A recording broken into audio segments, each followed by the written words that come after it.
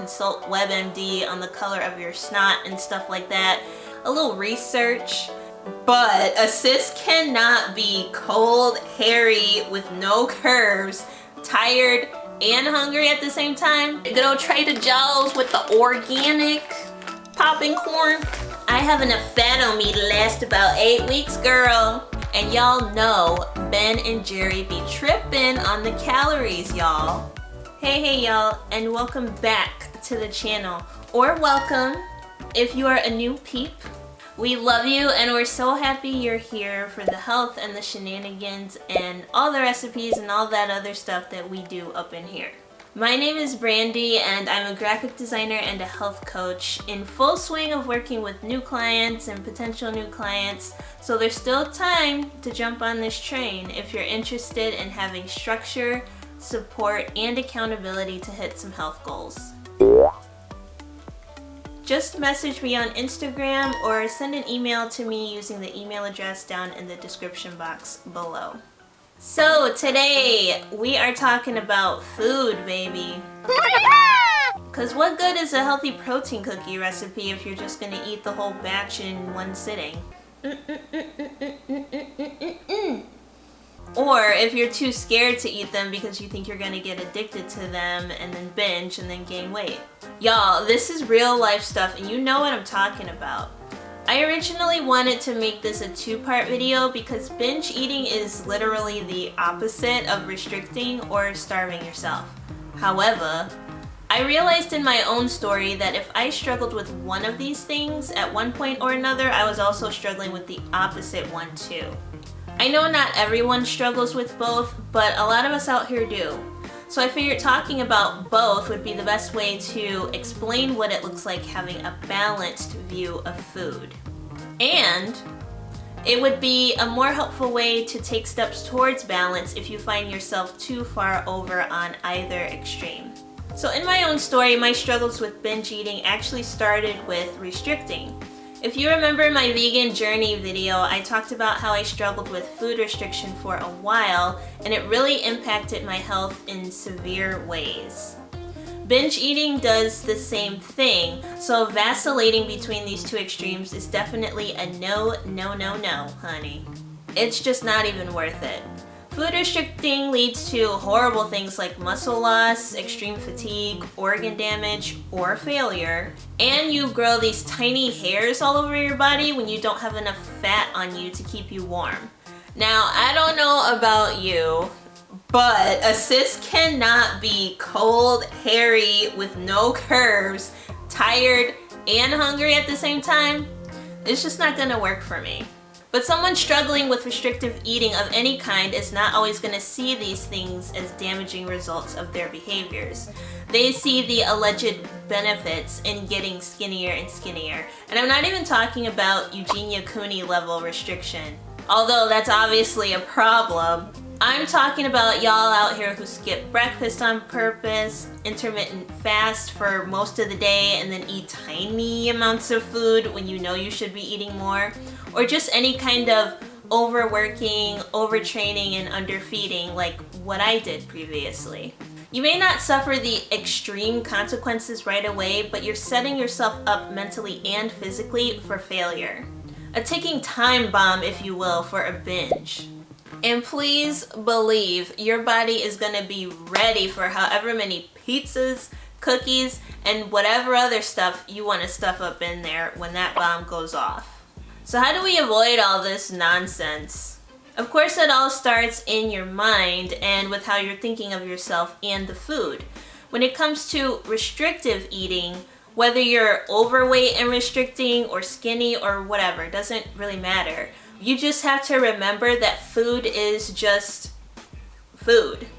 It's not some evil villain that's out to get you and make you fat. This is a simple concept that is very hard to understand and practice if you feel like food is something that can destroy your life. It's really how you're thinking about food that's destroying your life. That's like me saying, I don't wear sunscreen because the chemicals in it could actually hurt me and disfigure me for life. Like, no. Not wearing sunscreen is so much worse. Just like not eating is so much worse than just eating the right amount of food for your body. And I'm not trying to belittle this point for people who really struggle, but it is important to put food in its proper place and to have the right perspective on this. Once this achievement is unlocked in the brain, the process of carrying it out will be so much easier. And none of this nonsense about, I have enough fat on me to last about 8 weeks, girl. Now, that may be true. However, that's not smart to do, and you know it. You're much better off improving the quality of your food and paying attention to your portion sizes.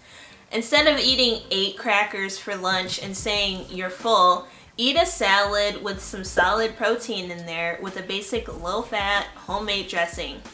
I mean, you can just use like a Dijon mustard, apple cider vinegar, garlic powder, and a tablespoon of hummus or a teaspoon of tahini for a quick, generic, delicious salad dressing. Way more filling than 8 crackers and probably not that many more calories than the 8 crackers, honestly. Remember that you can eat more food for fewer calories when you improve the quality of what's in your food. That's a win. I also think it's important for some people who restrict to spend an amount of time tracking their calories and weighing out their food. Particularly people who are not severely underweight. I say this because it's very easy to swing the opposite way when you've restricted for so long and start binge eating. This is just as bad as restricting. In order to have balance, you have to know where you are in your eating habits, and you can't really know that if you're not measuring. Now, that doesn't mean you have to track forever if you don't want to. It's just a process of figuring out what works for you so you can implement those habits and ways of eating easily in the future. It just takes some data, a little research, and practice to get there, but it can absolutely be done. Some people may find that they end up doing a bit of a reverse diet if they've restricted for too long. So reverse diets can be tricky if they're not implemented properly. And we've all seen the single-digit body fat bodybuilders who looked ridiculously shredded on stage, and then literally 2 weeks later, you're questioning if they even know what to do in the gym at all. Severe levels of restriction can cause severe levels of weight gain when you're trying to get back into balance, and you'll want to avoid that for sure. So basically, a reverse diet is a healthy, steady, controlled way to bump up your calories slowly over time to minimize fat gain.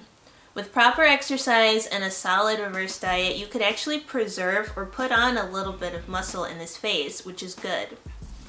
Your body would love the slight increase in calories over time with more healthy carbs, proteins, and fats. And the increase can be an extra 50 to 100 calories a day for a week, or an extra 200 calories a day for 2 weeks, or whatever works for you at the time. So instead of eating 1,500 calories, for example, on restriction, you're eating 1,600 to 1,800. So it's not this huge leap from smoothie diets to Big Macs is what I'm saying. And after a few months of successful, slow reverse dieting, you may be up to 2,000 calories. So I did a reverse diet where I ate 100 to 300 calories surplus over the course of 3 months with about a week or 2 break in between. I started with a 100 calorie increase and I saw I was losing weight after about 2 weeks. So then I moved up to a 200 calorie increase and I saw my weight stayed about the same. So I kept my calories the same. I bumped my calories up again to 300 and I saw I gained a few ounces over the course of the month, which was fine and probably just water. All I really changed in that time frame was the portion sizes of the healthy food that I was already eating. Now this is so important because instead of 100 grams of sweet potato, I'd eat about 120 grams, and that was literally the difference. I wasn't eating anything crazy. There weren't cheat meal days where I'm eating 5,000 calories. It wasn't anything like that. So a reverse diet is just slight adjustments incrementally over time and tracking that progress. And that's it. And nowadays I can eat anywhere from 1,800 to 2,300 calories during the week and have my weight not really be affected at all. Now that's just what worked for me, but the bigger principle is, how did I do this? The answer is basically just, I know the range of foods that I enjoy eating. I know the variety of foods that I like. And so I just stick with that and I make slight adjustments to portion sizes and whatnot over time. I love the flexibility and the variety of healthy food that I get to eat when I do this. When I eat out too often, or if I don't plan ahead, then that's when things start to get chaotic. Digestion gets messed up, or I'm still hungry afterwards, which makes me mad. If I'm spending money eating extra calories, like a sis needs to be full. So now let's look at binge eating. When it comes to binge eating, it's important to track your calories again for a while. So you gotta become a little scientist for at least 2 weeks and weigh out your portions and track your calories to see how much you're really eating. I'm not even saying to eat less or more or anything like that. Just eat what you normally would eat, but measure it out first so you're aware of just how many calories you're eating. This is vital in order to initiate change. A lot of people operate in this ignorance is bliss mode, and it's like a pass for them to eat whatever they want in whatever amounts they want. It sounds weird, but it happens. But when you see on paper or in your app that you're eating 1,000 and 2,000 plus calories more than you thought you were eating, well, you can't unsee that. You'll start to connect those belly rolls to the buttermilk biscuits you ate that didn't even taste that good, or to the pint of Ben & Jerry's that gave you a stomachache afterwards. And y'all know Ben & Jerry be tripping on the calories, y'all.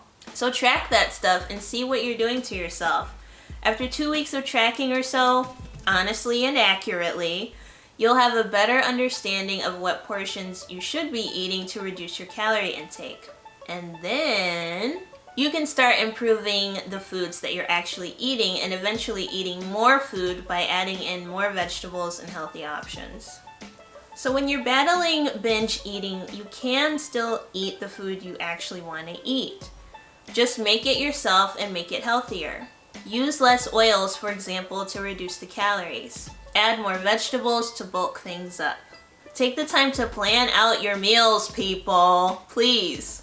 You are worth the time and effort and a little bit of patience required to take care of yourself. You can meal prep or batch cook for 2 to 4 days in about 45 minutes to an hour, depending on what you want. I know I love Asian food, so I batch prep simple things like rice, carrots, broccoli, edamame, and tofu. If I don't have time to prep my tofu, I'll buy a simple vegan chicken alternative to throw in with my veggies. And after 30 minutes, I have dinner ready for 3 to 4 days. You can do this with breakfast, lunch, dinner, desserts, and snacks. If I'm making some kind of dessert recipe that I've never made before, it will obviously take longer to figure it all out the first time, but then after that, I can whip that thing up so quick, or I can double the batch if I want to freeze some for later. Saying you don't have time to meal prep and to take care of yourself in that way is just neglecting yourself and choosing to be lazy. I mean, if you have time to doom scroll on social media or consult WebMD on the color of your snot and stuff like that, then you have time to prep healthy meals and still eat the food that you love to eat. Just make it yourself and make it healthier. Also with binge eating, it's important to stop the fad diets. So if you've been keto for 6 years and you haven't lost any weight, then first of all, okay, you probably were never truly keto. And second of all, just stop. It's just obviously not your thing. It's not something you can do properly right now. Even if you're trying to be vegan, okay? And you're gaining a bunch of weight, first of all, you're doing it wrong. This is not a side effect of going vegan, okay? Prioritize healthy foods and healthy eating, and just don't focus on the fad diets. And please don't try to eat like someone else just because it's working for them. You know their body is not your body, and yet some peeps out here still try to copy things without first understanding what they might need themselves. Like, if you can't even weigh your food and measure stuff out, don't try to copy something someone else is doing. Please. Implement practices that will help you eat slower and more mindfully too. So like set a timer for 20 minutes, and the timer should go off right around the time you're done eating or right before you're done eating. Consider improving everything else outside of what's on your plate. I love this because you can really change your eating atmosphere. One of the biggest reasons why people eat out so much is for that ambiance, that dining experience. Pinkies up. So you made your food at home, so make your food experience at home too. Bust out a favorite plate, favorite cutlery, set a nice placemat for yourself with a little flower or something on the table. Light a candle, turn on some beats or a movie or something, and just enjoy the whole atmosphere. Not just the food, but the whole experience. Even if you eat with your family all the time, you can still do this for yourself. Make it special for you, and this will help you appreciate and naturally eat slower over time. Also, eating slower and taking your time to chew and to really digest your food keeps you from being all gassy and bloated and stuff, girl. Plus, you get to eat for a longer period of time, so these are all wins I'm seeing here. Seriously though, I do realize this is a mental struggle for a lot of people as well as a physical one. These principles are simple, but again, they're not always easy to carry out. Sometimes you'll have success and other times you'll be tempted to water fast because that girl with the crazy genetics and very high metabolism do it and now she has visible abs. Who cares though? She's not gonna help you with what you're dealing with. You need your own plan of action that's going to work for you and not make things worse. So don't forget to holla at your girl if you want to talk more about this or other health goals that you have. As always, let me know your thoughts in the comments down below. Don't forget to follow me on Instagram and TikTok, and watch some of my healthy recipe videos too. I mean, we got vegan cheese sauces, we got protein-packed breakfast cereal, lunch ideas, potatoes of all kinds, and more. So definitely check it out, and I'll see y'all in the next video. Thanks so much for watching. Bye!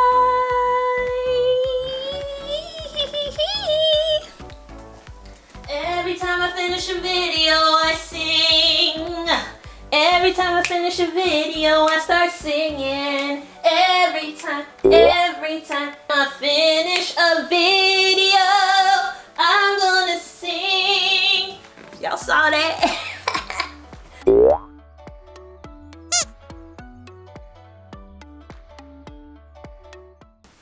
Alright, y'all, so I got this popcorn maker machine. It's like a mini one as a Christmas gift, and so I'm terrified of it. Like, I'm not even gonna lie.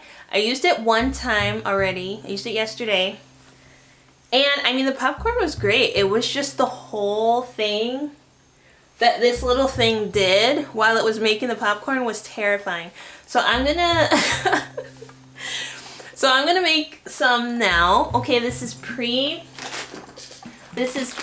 old Trader Joe's with the organic popping corn. And so this is 30 grams, pre-measured, weighed out to the gram, 30 grams of kernels, and I'm just gonna chuck them in there like the instructions say. And y'all, this is terrifying. I'm just gonna let it happen. Oh. But I have a little container here, a tortilla container, because that's how we roll right now. That's how we roll right now, okay? I'm gonna use this to catch the popped kernels. Bam! Do it like that, yeah, okay. So this is just terrifying, hold on. All right, so I'm pouring it in. Oh, okay. So it's 28 grams now. Oh my gosh. All right, that's a blooper. Okay, this is terrifying. Watch this.